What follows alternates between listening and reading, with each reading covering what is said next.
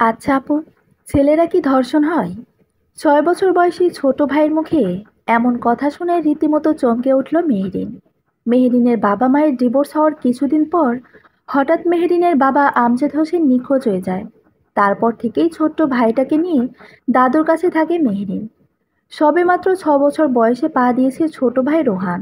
বেশ কিছুদিন যাবৎ মেহরিন লক্ষ্য করছে রোহান কেমন জানি মনমরা হয়ে থাকে সব সময়।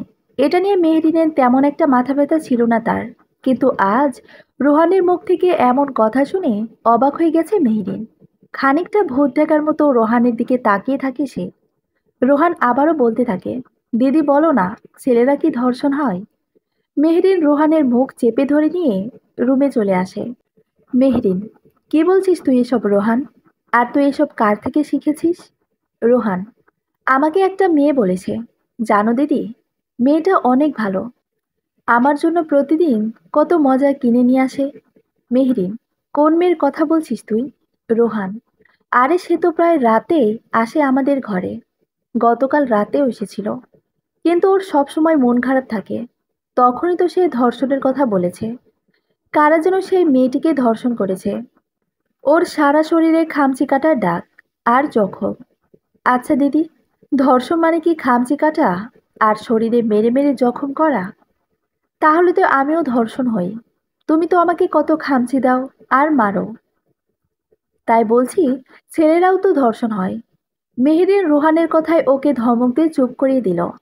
কিন্তু মেহেরিনের মাথায় এটা আসছে না, কে বা সেই মেয়ে যে কিনা রোহানের কাছে এসে এসব বলে। মেহেরিন, আচ্ছা ভাই, তুই কি সেই মেয়েটির সাথে আমাকে দেখা করাতে পারবি? রোহান, হ্যাঁ, কিন্তু ও তো শুধু রাতের বেলাতেই আসে। তোমাকে তাহলে রাতে আমার সাথে থাকতে হবে। মেহেরিন ভাবে বাচ্চা ছেলে হয়তোবা স্বপ্নে এগুলো দেখে সত্যি মনে করেছে। এই বাড়িতে তো মেহেরিন আর ওর দাদু ছাড়া আর কোনো মহিলা নেই।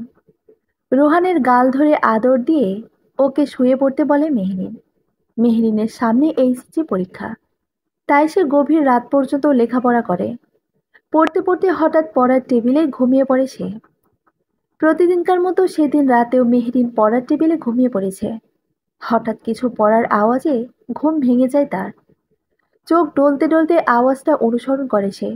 রোহানের খেলার ঘর থেকে আওয়াজটা আসছে। মেহরিন ভাবল, এত রাতে কে বা থাকতে পারে সেখানে?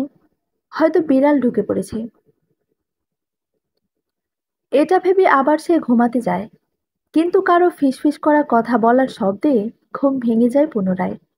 ঘুমের ঘোরে মেহরিন আবারও খেলার ঘরের দিকে এগোতে থাকে। ঘুম ঘুম চোখে দেখে দরজা খোলা অবস্থায় আছে। ঘরের মধ্যে আলো জ্বলছে। এত রাতে এই ঘরে কে থাকবে? মেহরিনের দেখতে আগ্রহ প্রকাশ করে। ধীরে ধীরে দরজা সরিয়ে মেহরিন যা দেখে তাতে তার প্রাণ যায় যায় অবস্থা। রোহান সেখানে বসে কারো সাথে কথা বলছে। মেহরিন দেখতে পায় রোহানের ঠিক পাশে একটা মধ্যবয়সী সুন্দরী মেয়ে। বয়স আনুমানিক 23 কি 25 হবে। বড় করে ঘোমটা টেনে মুখ ঢেকে বসে আছে। তার মাথার চুল পায়ের গোড়ালি পর্যন্ত লম্বা, কিন্তু উস্কো খুস্কো। হাতের কনুই পর্যন্ত আঘাতের চিহ্ন। মনে হচ্ছে ছুরি দিয়ে থাক থাক করে কাটলে যেমন হয় ঠিক তেমনি। বাকি শরীর লাল রঙের লেহেঙ্গা দিয়ে ঢাকা। মেহরিন ভয়ে চিৎকার দিয়ে উঠতেই সেই অদ্ভুত মেয়েটা হঠাৎ অদৃশ্য হয়ে যায়। অদৃশ্য হওয়া দেখে মেহরিন আরো বেশি ভয় পেয়ে বেহুশ হয়ে যায়। যখন মেহরিনের জ্ঞান ফেরে তখন সে সোফায় শোয়া অবস্থায় ছিল।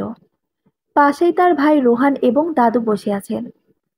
মেহরিনের দাদু শেলি আক্তার জিজ্ঞেস করে, কি হয়েছিল তোর?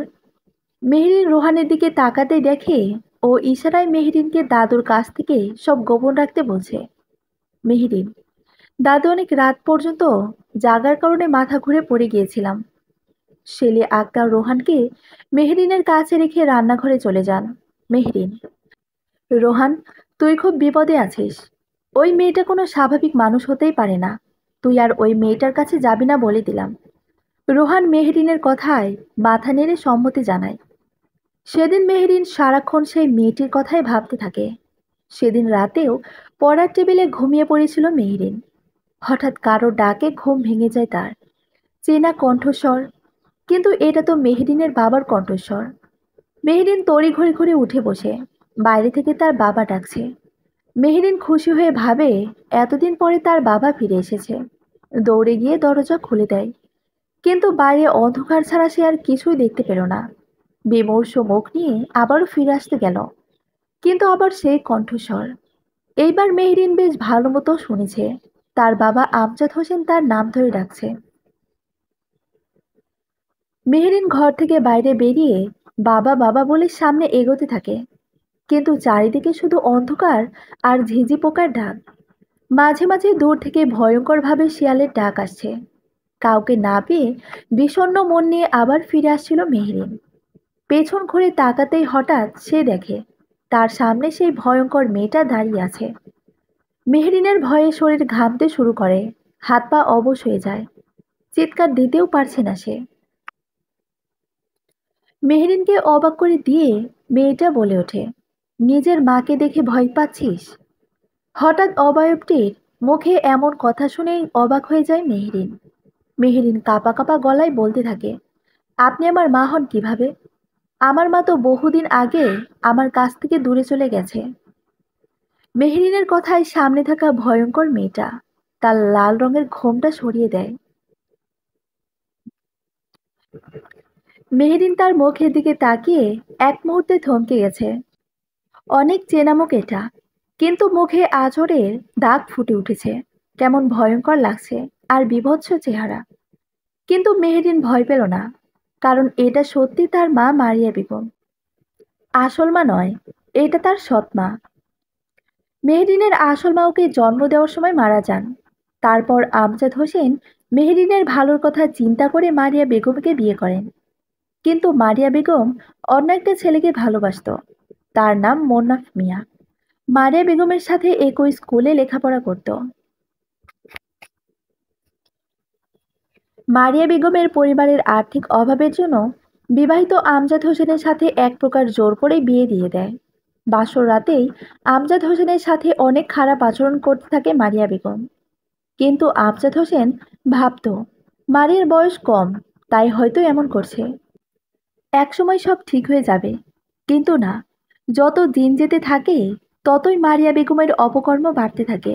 ছোট্ট মেহরিনকে মারিয়া বেগম একটু সহ্য করতে পারত না। 1 বছর পর মারিয়া বেগম রোহানকে জন্ম দেয়। তখন রোহানের বয়স সবে কয়েক মাস। একদিন রাতে আমজাদ হোসেন কাজ থেকে বাড়ি ফিরেন। বাড়ির পাশে যেতেই রোহানের কান্নার শব্দ কানে আসে তার।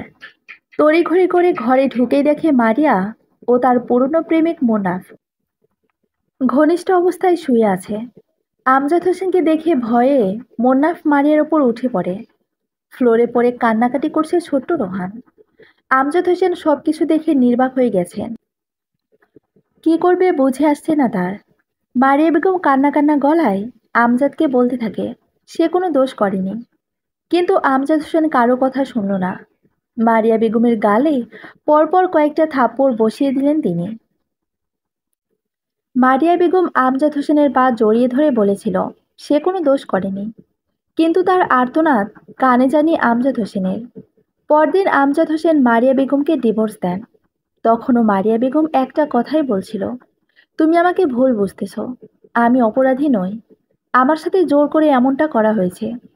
কিন্তু শেষ মুহূর্তেও মারিয়া বেগমের কোনো কথায় কান অব্দি পৌঁছানি আমজাদ হোসেনের।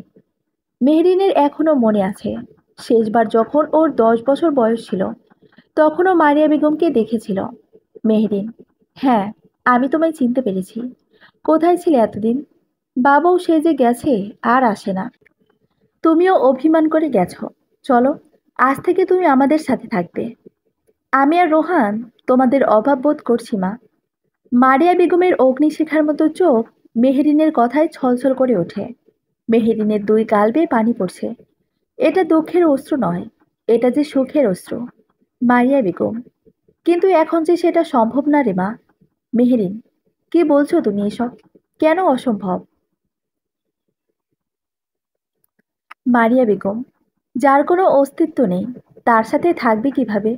মেহেরিন, সব বুঝিয়ে বলো তো। তোমার কথার আগামাথায় কিছুই বসছে না। মারিয়া বেগম একটু নিশ্চুপ থাকে, কারণ এখন যে আমি আর বেঁচে নেই। মারিয়া বেগমের কথা শুনে মেহেরিন যেন আকাশ থেকে পড়ল। মেহেরিন, তুমি বেঁচে নেই মানে? তুমি তো আমার সামনেই দাঁড়িয়ে আছো মা। মারিয়া বেগম, এটা শুধুই একটা অভিশপ্ত আত্মা। আমাদের খুন করা হয়েছে। মেহেরিন তার মায়ের কথা শুনে হকচকিয়ে গেল। মেহেরিন, কি বলছো কি তুমি? আর তোমাদের মানে আর কাকে? মারিয়া বেগম দীর্ঘশ্বাস ফেলে বলে ওঠে,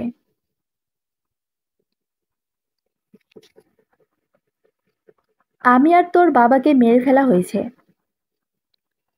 মেহেরিন যেন তার কানকে বিশ্বাস করতে পারছে না। হঠাৎ প্রকৃতি পরিবর্তন হতে থাকে। ঘন কালো মেঘে ঢাকা পড়ে চাঁদ তারা। চারদিকে ঝড়ো হাওয়া, তার মাঝে দাঁড়িয়ে আছে মেহেরিন। মেহেরিন অবাক হয়ে দেখল ওর মায়ের চেহারা বিভৎস হয়ে গেল নিমিষে। আতঙ্কিত হয়ে মেহেরিন দৌড়ে ঘরে ঢুকে পড়ে। কি হচ্ছে এসব? আমার মা বাবাকে কি সত্যি মেরে ফেলা হয়েছে? এসব ভাবতে থাকে মেহেরিন।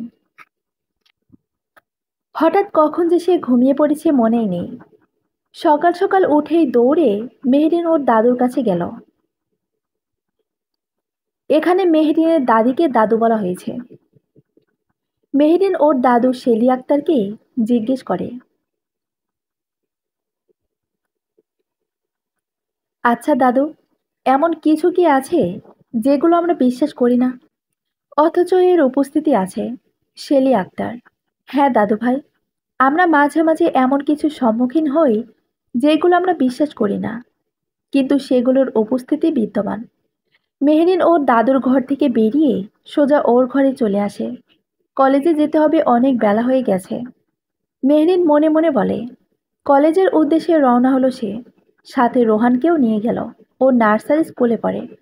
যাওয়ার সময় দিয়ে যায়, আবার কলেজ থেকে ফেরার সময় নিয়ে আসে। রোহান অনেক দ্রুত। দুই ভাই বোন মিলে হেঁটে যাচ্ছিল। হঠাৎ রোহান একটা চলন্ত বাইকের দিকে ছুটে যায়, আর মারাত্মক আহত হয় সে। অন্য বাইকে থাকা একটা অচেনা ছেলে তড়িঘড়ি করে রোহানকে হাসপাতালের দিকে ছুটল। পিছন পিছন মেহেরিন ভাইয়ারে ভাইয়ারে বলে চিৎকার করতে করতে ছুটছে। হাসপাতালের বারান্দায় বসে কান্না করছিল মেহেরিন।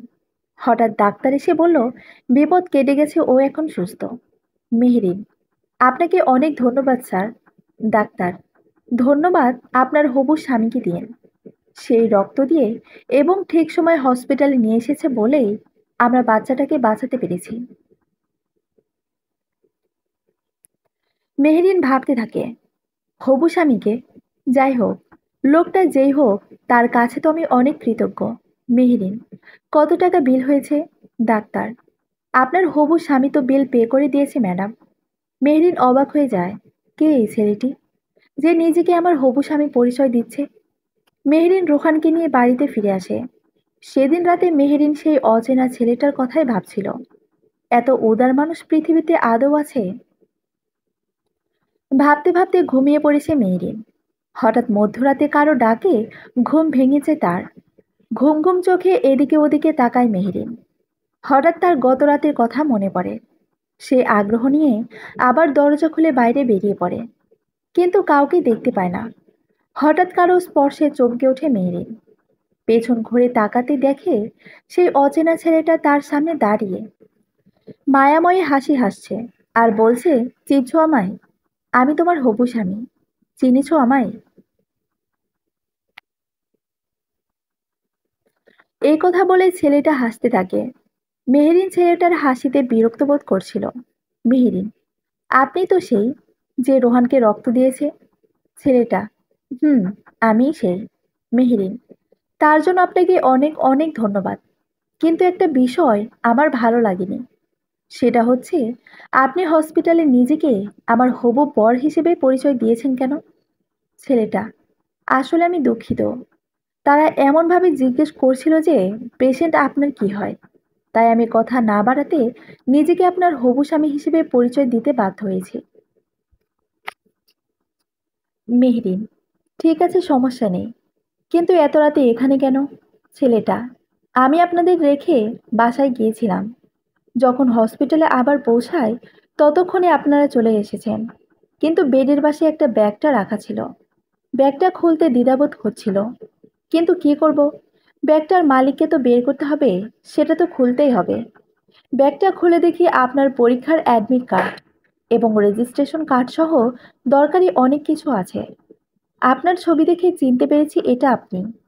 আর সবথেকে অবাক করা বিষয়, পরীক্ষার তারিখ দেওয়া ছিল আগামীকাল। তাই এটা জরুরি দেখে আমি এই রাতে নিয়ে এসেছি। অনেক কষ্টে হসপিটাল থেকে আপনার ঠিকানা পাইছি। মেহরিন ছেলেটার কথা শুনে অবাক হয়ে যায়। আর তখন তার মনে পড়ে সেই ব্যাগ রেখে এসেছিল। যদি আজ ছেলেটা ব্যাগ না নিয়ে আসতো, তাহলে তো ওর পরীক্ষাটাই দেওয়া হতো না। মেহরিন, আপনাকে কি বলে যে ধন্যবাদ দিব। কত উপকার করেছেন আমার, তা আপনি জানেন না। আরিফ, এটা তো মানুষ মানুষের জন্য করতেই পারে। আর আমি দুঃখিত এত রাতে এইখানে আসার জন্য। মেহরিন, এসে যখন পড়েছেন, চলেন ভিতরে, এক কাপ চা কফি খেয়ে যাবেন। ছেলেটা, আপনি বলেছেন এতে অনেক খুশি। এত রাতে আর কষ্ট দিতে চায় না। এখন তাহলে আসি। এই বলে ছেলেটা চলতে শুরু করলো। পেছন থেকে মেহরিন ছেলেটাকে উদ্দেশ্য করে বলল, এই যে, আপনার নামটা তো জানা হলো না। ছেলেটা পিছন ফিরে তাকিয়ে মুচকি একটা হাসি দিয়ে বলল, আরিফ নাম আমার। মেহরিন, আমি মেহরিন। আরিফ, অনেক বছর আগে থেকেই জানি। এই বলে ছেলেটা সোজা পথে হেঁটে দ্রুত সেখান থেকে চলে গেল। আরিফের শেষ কথাটা মেহরিনকে ভাবিয়ে তুলল। অনেক বছর আগে থেকেই জানে আমার নাম মেহরিন, কিন্তু কিভাবে? আমি তো আজই তাকে প্রথম দেখলাম। মেহরিন ভাবতে ভাবতে ঘুমিয়ে পড়ে। সকালে রোহানের কান্নার শব্দে ঘুম ভেঙে যায় মেহরিনের। ঘুম ঘুম চোখে দৌড়ে গিয়ে ঘরে দেখে রোহানের পায়ের আঘাতে কেমন অদ্ভুত কিছু দেখা যাচ্ছে। সেখানে জ্বালাপোড়া করছে, তাই রোহান কান্না করছে। মেহরিন রোহানের পায়ে ঔষধ লাগিয়ে দিল। এতে একটু জ্বালাপোড়া কমে যাওয়ায় রোহান চুপ হয়ে যায়। মেহরিন ফ্রেশ হয়ে নাস্তা শেষ করে পরীক্ষা দিতে বের হলো। সারা রাস্তায় সে আরিফের কথা ভাবছিল।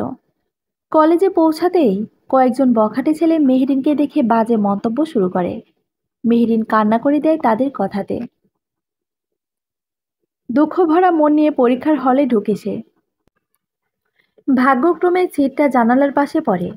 মেহরিন বসে মনে মনে সেই বখাটেদের ১৪ গোষ্ঠী উদ্ধার করছে। হঠাৎ তার চোখ জানালার বাইরে যেতেই সে দেখতে পায় বখাটে ছেলেগুলো তার দিকে তাকিয়ে কানে ধরে ওঠবোস করছে। মেহরিন দৃশ্যটি দেখে অনেক খুশি হয়।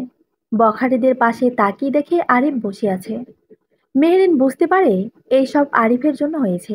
যাক, বখাটেদের শাস্তি দেওয়া দেখে ভীষণ আনন্দ পায় মেহরিন। বাকি পরীক্ষা খুব ভালোভাবে শেষ করেছে। পরীক্ষার হল থেকে বের হয়ে রিকশায় উঠে পড়ে মেহরিন। রিকশা চলতে থাকে। হঠাৎ মেহরিন লক্ষ্য করে আরিফ ছেলেটা ওর পিছু পিছু বাইক করে আসছে। বিষয়টি মেহরিনের অনেক ভালো লাগে। মেহরিন কতবার যে পিছন ফিরে তাকিয়েছে হিসাব ছাড়া। একদম মেহরিনদের বাড়ি পর্যন্ত আরিফ তাকে ফলো করেছে। মেহরিন রিকশা থেকে নেমে ভাড়া চুকিয়ে বাড়িতে ঢুকছিল। যাওয়ার আগে আরো একবার আরিফের দিকে তাকিয়ে হৃদয় জোড়ানো এক হাসি দিয়ে সেখান থেকে চলে যায়। মেহরিন বাড়িতে ঢুকে বিছানায় ঝাঁপ দিয়ে শুয়ে পড়ে। সে সারাক্ষণ ছেলেটার কথা ভাবে। এটাই কি তবে ভালোবাসা? কিন্তু ছেলেটাকেই চিনি না, জানি না, তার প্রতি এত মায়া কেন? মেহরিন এইসব ভাবতে ভাবতে কখন যে ঘুমিয়ে পড়েছে তার মনে নেই। হঠাৎ মাঝরাতে আবারও কারো ডাকে ঘুম ভেঙে যায় মেহরিনের।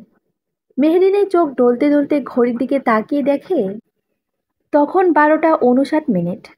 এত রাতে কে আবার ডাকে আমায়? মেহরিন ভাবতে ভাবতে দরজার সামনে গেল। শব্দটা বাইরে থেকে আসছে, কিন্তু আজকের কণ্ঠস্বরটা অচেনা বলে মনে হচ্ছে যে তার। মেহরিন দরজা খুলে বাইরে বের হলো। ঘন কালো অন্ধকারে কিছুই দেখা যাচ্ছিল না। অগত্যা সে কাউকে না পেয়ে ফিরে আসলো। দরজা বন্ধ করতেই আবারও সেই অচেনা অদ্ভুত কণ্ঠস্বর কানে ভেসে এলো তার। মেহরিন পুনরায় দরজা খুলে বাইরে বের হলো। শব্দটা অনুসরণ করে সামনে যেতে মেহরিন চমকে উঠল। দুজন অদ্ভুত ভয়ঙ্কর ছায়ামূর্তি তার সামনে মাটি থেকে ১ ফুট উপরে শূন্যে ভাসছে। তাদের চেহারা এতটাই ভয়ঙ্কর যে মেহরিন দেখে তার প্রাণ যায় যায় অবস্থা। মেহরিনের পুরো শরীর থরথর করে কাঁপতে থাকে। ভয়ে মুখ দিয়ে কোনো আওয়াজ বের হচ্ছে না তার। মেহরিন কাঁপা কাঁপা গলায় জিজ্ঞেস করে, কে ওখানে?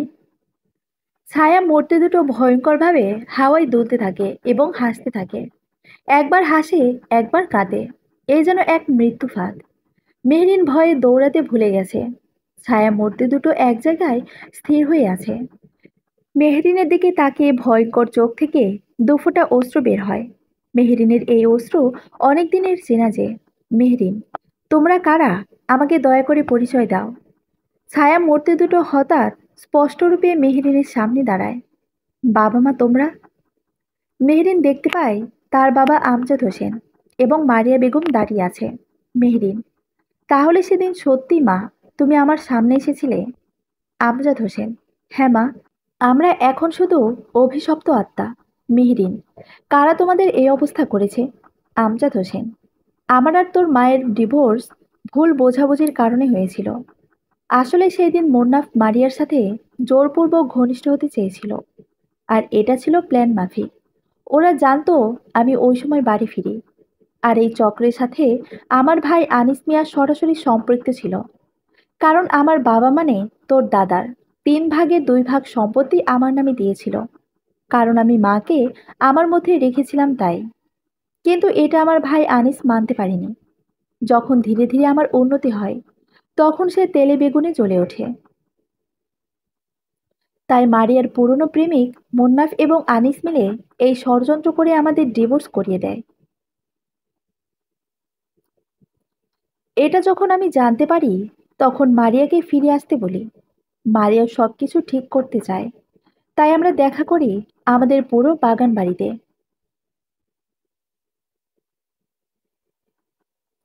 কিন্তু ওইখানে আগে থেকেই ওঁত পেতে বসেছিল মুন্নাফ এবং আনিস। প্রথমে আমাকে আঘাত করে দুর্বল করে দেয়। পরে আমার চোখের সামনে মারিয়াকে ধর্ষণ করে মেরে ফেলে। তোর মাকে ওরা বাঁচতে দেয়নি রে। কথাটা শেষ করতেই আমজাদ হোসেনের আত্মা চুপ হয়ে যায়। মেহরিন বুঝতে পারে তার মা এবং বাবার সাথে খুব অন্যায় হয়েছে। এর প্রতিশোধ আমাকেই নিতে হবে। মেহরিন ওর বাবা মাকে আশ্বাস দিয়ে বলে, আমি এর বদলা নিয়েই ছাড়বো। বাবা বলো, আনিস মিয়াকে কোথায় পাওয়া যাবে? মারিয়া বেগম বলেন, তোর দাদুর কাছ থেকে পুরনো 2 বাড়ির ঠিকানা নিবি। যেটা শেষে বলবে ওইটাই আনিসের বাড়ির ঠিকানা। এই বলে অদৃশ্য হয়ে যায় মারিয়া বেগম এবং আমজাদ হোসেনের অভিশপ্ত আত্মা।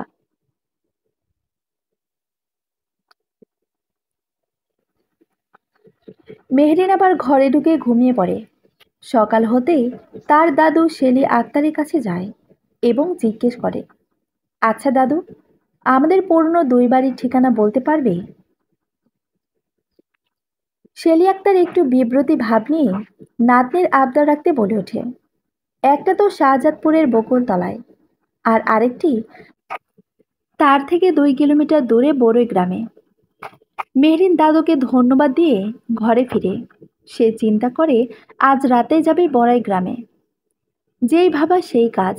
রাতের অন্ধকারে পথ চলছে মেহরিন। জোনাকি পোকা পথ দেখিয়ে নিয়ে যাচ্ছে। পাহারা দিচ্ছে হাজার তারা। অবশেষে পৌঁছে যায় বড়াই গ্রামের সেই পুরনো বাড়িতে। হাতে একটা ধারালো ছুরি, বুকে অদম্য সাহস। এগিয়ে চলেছে মেহরিন। হঠাৎ কারোর সাথে ধাক্কা লেগে যায় মেহরিনের। চোখ মিলে তাকাতেই অবাক হয়ে যায় মেহরিন। আরে আরিফ, এই বাড়িতে কি করছে? আরিফ মেহরিনকে দেখে চমকে ওঠে। আরিফ, মেহরিন, আপনি এখানে কি করছেন? আর আপনি আমার বাড়ির অ্যাড্রেস জানেন কেমনে? মেহরিন আরিফের কথায় খানিক চুপ হয়ে মনে মনে ভাবল, এটা তাহলে আরিফদের বাড়ি? তাহলে কি দাদু আমাকে ভুল ঠিকানায় পাঠালো? কি হলো, কথা বলছো না যে? মেহরিন ধাতস্থ হয়ে মুখ খুলল। আসলে আমি বলে আর কি বলবে, বুঝে উঠতে পারছে না সে। আপনি কি আমার খোঁজে এখানে এসেছেন? হ্যাঁ, আসলে আমি তো আপনার খোঁজে এখানে এসেছি। মেহরিন মিথ্যা হাসি এসে বলে ওঠে, কিন্তু এত খোঁজাখুঁজি কেন? প্রেমে টেমে পড়লেন নাকি? মেহরিন আরিফের কথায় বুঝতে পারলো সে কি বলে ফেলেছে। কিন্তু সত্যি মেহরিন আরিফের প্রতি দুর্বল হয়ে পড়েছে। আরিফ, যাই হোক, এসে যখন পড়েছেন, চলেন ভেতরে যাওয়া যাক। আমার আম্মু অনেক ভালো রান্না করতে পারে। আমাদের সাথে ডিনার করে যাবেন। না, আজ না, অন্য একদিন যাব। আরিফ মেহরিনের কথা শুনছেই না। সে নাছোড়বান্দা। মেহরিনকেও অনেক জোর করছে। আরিফের কণ্ঠস্বর শুনে আরিফের মা পারভিন আক্তার বেরিয়ে এলেন। কি হয়েছে আরিফ? কে এসেছে? মা, তোমাকে যে মেয়েটার কথা বলেছিলাম সে মেহরিন এসেছে। আরিফের কথা শুনে পারভিন আক্তার আগ্রহ নিয়ে মেহরিনের কাছে এলেন। কিন্তু এত রাতে একটা মেয়ে তাদের বাড়িতে এসেছে দেখে একটু সংকোচ বোধ করলেন। কিন্তু সেটা শুধু মনে মনেই, প্রকাশ করলেন না তিনি। মেহরিনের মাথায় হাত বুলিয়ে দিতে দিতে বললেন, মাশাল্লাহ, কত সুন্দর দেখতে মা তুমি। মেহরিন লজ্জায় নিজের দিকে মাথা দিয়ে মুচকি হাসি দিচ্ছে। মেহমানদের বাইরে দাঁড়িয়ে থাকতে নেই, চলো ভিতরে চলো। পারভিন আক্তার মেহরিনের হাত ধরে নিয়ে ঘরে নিয়ে যায়। আরিফ মনে মনে ভাবতে থাকে, এই দিনটির অপেক্ষায় ছিলাম, কতদিন অপেক্ষার পরে এলো।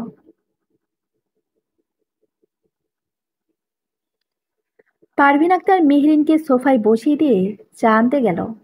আরিফ, তুই মেহরিনের সাথে একটু গল্প কর, আমি চা বানিয়ে আসছি। এই বলে পারভিন আক্তার সেখান থেকে চলে গেলেন। আরিফ, এটাই হলো আমার গরিবের প্রাসাদ। মেহরিন, গরিবের কেন বলছেন? অনেক সুন্দর আপনার বাড়িটি।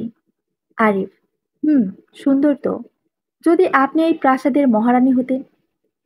আরিফের কথা শুনে মেহরিন লজ্জায় লাল হয়ে যায়। তার মুখে মায়াবী হাসি আরিফের বুকে প্রেমের ছুরি বিঁধিয়ে দিচ্ছে বারবার। চলুন, আপনাকে একটা জিনিস দেখাবো। আরিফ একটা ঘরের দিকে ইশারা দিয়ে বলল। মেহরিন আরিফের কথায় ওর পিছু পিছু সেই ঘরের মধ্যে প্রবেশ করে। এটা কি? মেহরিনের চোখ কপালে উঠে যায়। সেই ঘরটায় মেহরিনের ছোটবেলা থেকে শুরু করে এখন পর্যন্ত অনেক ছবি ও প্রিন্টিংয়ে ভরা। মেহরিন, এটা কিভাবে সম্ভব? আমি তো আরিফকে মাত্র কয়েকদিন চিনি। তাহলে সে আমার ছোটবেলার ছবি কোথায় থেকে পেল?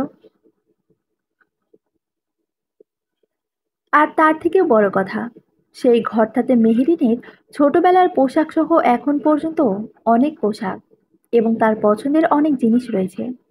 সব থেকে অবাকের বিষয়, সেখানে রোহানের মতো দেখতে হুবহু একটা মূর্তি বা পুতুল আছে। মেহেরিন অনেকক্ষণ চুপ হয়ে চারিদিকে তাকিয়ে তাকিয়ে দেখতে থাকে সব। কি, অবাক হলেন তাই তো? জি। আপনি এসব কোথায় পেলেন? এটা সিক্রেট, সময় হলে জানতে পারবেন। চলুন, মা ডাকছে। মেহরিন চা শেষ করে বিদায় নিয়ে চলে আসে সেখান থেকে। আরিফ অবশ্য বাইক করে পৌঁছে দেয় তাকে। বাড়িতে এসে মেহরিন আরিফের ব্যাপারে ভাবতে থাকে। ছেলেটা কত অদ্ভুত, চিনি না জানিয়া তবুও আমার ব্যাপারে সব খোঁজ রাখছে। স্বপ্নে সে আরিফের মনের দেশে ভ্রমণ করে। হঠাৎ বিকট শব্দে কেউ মেহরিনের নাম ধরে ডাকতে থাকে। মেহরিনের ঘুম ভেঙে যায়। তাহলে কি আবার তার বাবা মায়ের আত্মা এসেছে তার কাছে? মেহরিন পুনরায় দরজা খুলে বাইরে বেরিয়ে আসে। এইবার সে ভয় পায় না, কারণ সে জানে তার বাবা মা তার কোনো ক্ষতি করবে না। কিন্তু মেহরিনের ভাবনা পুরো ভুল প্রমাণিত হয়।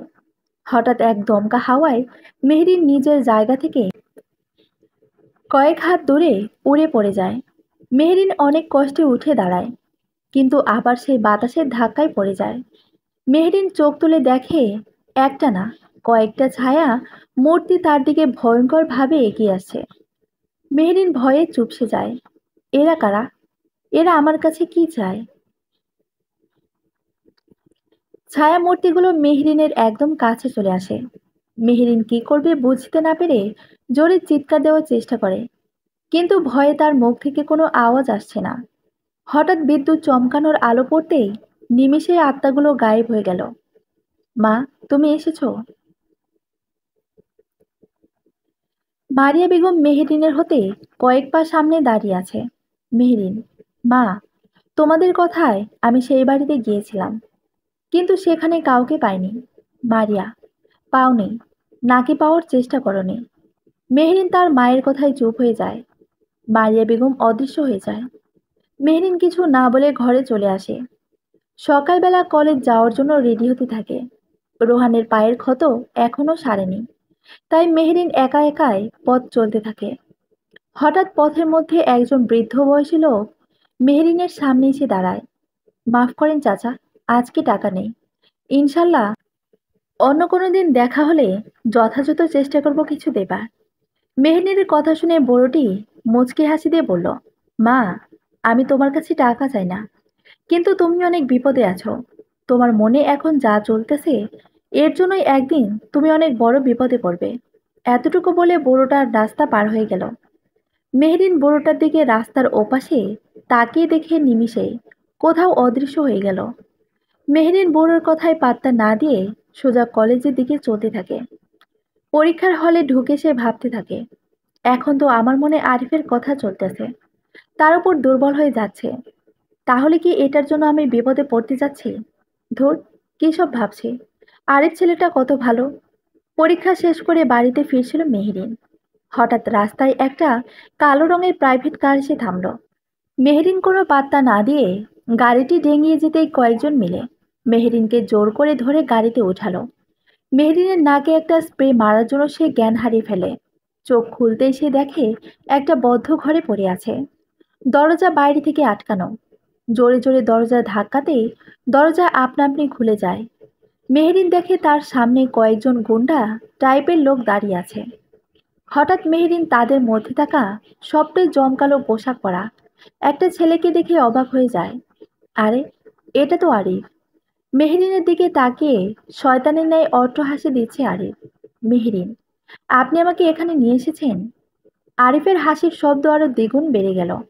আরিফ, তুমি বুঝতে পারছো না? হ্যাঁ, আমি তোমাকে এখানে নিয়ে এসেছি। মেহরিন, কিন্তু কেন? আরিফ, আমার বাবার হত্যার প্রতিশোধ নিতে। আরিফের কথায় মেহরিন অবাক হয়ে যায়। মেহরিন, কিন্তু কে আপনার বাবা? আর তার খুনের সাথে আমার কী সম্পর্ক? আরিফ, অনেক সম্পর্ক। কারণ তোমার বাবা আমার বাবাকে হত্যা করেছে, আর তোমাকে খুন করে আমি এর বদলা নিতে চাই। কথা শেষ হতেই আরিফ আবারও অট্ট হাসিতে মেতে উঠল। মেহরিন আরিফের দিকে তাকিয়ে জিজ্ঞেস করে, আপনার বাবার নাম কি? আরিফ, মরহুম আনিস উদ্দিন। মেহরিন বুঝতে পারে আরিফ তার নিজের চাচার ছেলে, কিন্তু আরিফের ধারণা পুরাটাই ভুল। মেহরিন, তার মানে আপনি আনিস কাকার ছেলে? আরিফ, হ্যাঁ, কিন্তু তুমি তাকে ভুলেও কাকা বলবে না। আমার বাবার কোনো ভাই ছিল না। মেহরিন, আপনি ভুল বুঝতেছেন। আসল ঘটনা হলো, আপনার বাবা আনিস মিয়া ও মোন্নাফ মিলে আমার বাবা মাকে হত্যা করেছে। আরিফ মেহরিনের কথায় হাসতে থাকে। মেহরিন রাগে কণ্ঠে বলে, বিশ্বাস না হলে চলুন, আমি আপনাকে প্রমাণ দেখাতে চাই। মেহরিনের কথায় খানিকটা ভরসা পেয়ে আরিফ ওর সাথে যেতে রাজি হয়। আরিফ এবং মেহরিন তাদের বাড়িতে চলে আসে। রাত তখন গভীর, সবাই ঘুমিয়ে পড়েছে। মা বাবা, প্লিজ দেখা দাও। মেহরিন কয়েকবার বলতেই চারিদিকে বাতাস বইতে শুরু করে। আরিফ দেখে কিছুক্ষণ আগেও আকাশে চাঁদ তারার মেলা ছিল, অথচ এখন হঠাৎ করেই সব কেমন অন্ধকার হয়ে গেছে। ঠান্ডা বাতাস আরিফকে শিথিল করে তুলছে। কে ওখানে? আরিফের পেছনে গিয়ে দাঁড়িয়ে আছে। আরিফ পেছন ফিরে তাকাতেই আচমকা এক অশরীরী আরিফের গলা চেপে ধরল। আরিফের শ্বাস বন্ধ হয়ে আসছে। অনেক কষ্টে নিজেকে ছাড়াতে পারল না। মেহরিন করুণ কণ্ঠে, মা গো, ওনাকে ছেড়ে দাও। উনি তো কোনো দোষ করেনি। যা করেছে তার বাবা করেছে। আরিফ যেন প্রাণ ফিরে পেল। আরিফ মেহরিন ও তার মায়ের আত্মার কাছে সব শুনে অবাক হয়ে যায়। তাহলে কি এতদিন সে মিথ্যা ভেবে আসছিল? মেহরিনকে সরি জানিয়ে সেখান থেকে চলে যায় আরিফ। পরদিন আবার কলেজে যায় মেহরিন। আরিফ সারা রাত ভর মেহরিনের কথা ভাবছে। মেয়েটার প্রতি যে সত্যি সত্যি দুর্বল হয়ে গেছে সে। তাহলে কি প্রেমে পড়েছে? সকাল সকাল কলেজের গেটে দাঁড়িয়ে আছে আরিফ, মেহরিনকে এক নজর দেখবে বলে। মেহরিন আজ আরিফকে দেখেও না দেখার ভান করে পাশ কাটিয়ে চলে গেল। আরিফ কিছু বলতে চেয়েও বলতে পারল না। এইভাবে বেশ কিছুদিন কেটে যায়। একদিন পরন্ত বিকালে আরিফ বাইকে করে মেহরিনের বাসার সামনে দাঁড়িয়ে আছে। হঠাৎ মেহরিন ও তার ভাই রোহান কোথাও যাওয়ার জন্য বের হয়। দাদু, আসছি তাহলে। মেহরিন দাদুকে বিদায় জানিয়ে ছোট ভাই রোহানকে ডাক্তার দেখাবে বলে নিয়ে যাচ্ছিল। আরিফ মেহরিনের পিছু নেয়। যে করেই হোক আজ মেহরিনকে বলতে হবে। আরিফ মনে মনে সাহস নিয়ে যাচ্ছে। মেহরিন ও রোহান হাসপাতালের বাইরে দাঁড়িয়ে আছে। আরিফ রাস্তার অন্য পাশে। রাস্তা পার হতে যাবে, ঠিক তখনই ঘটল এক অঘটন। হঠাৎ রোহানকে একটা গাড়ি এসে উঠিয়ে নিয়ে যায়। আরিফ দৌড়ে ধাও করেও ধরতে পারল না। মেহরিন, আপনিই করেছেন না এসব? আরিফ, দেখো মেহরিন, তুমি ভুল বুঝতেছ। আমি এসব করিনি। এখন ঝগড়া করার সময় নয়, বাইকে ওঠো। এই বলে মেহরিন ও আরিফ সেই গাড়িটি ফলো করতে থাকে। হঠাৎ একটা নির্জন ভাঙা বাড়ির সামনে এসে গাড়িটি দাঁড় করায়। রোহানকে টেনে নামিয়ে ভেতরে নিয়ে যায় কয়েকজন। আরিফ এবং মেহরিন ওর পিছু পিছু চলছে। তারা দেখে কয়েকজন লোক জড়ো হয়ে আছে। এসো, ভিতরে আসো। বাইরে দাঁড়িয়ে কেন? কেউ একজন আরিফ ও মেহরিনকে উদ্দেশ্য করে বলল। মেহরিন আর আরিফ তো অবাক হয়ে গেছে কথা শুনে। লুকানো থেকে বাইরে আসে তারা। লোকটার দিকে চোখ যেতেই দুজনে অবাক হয়ে যায়। আরে, এটা তো আরিফের বাবা আনিস মিয়া।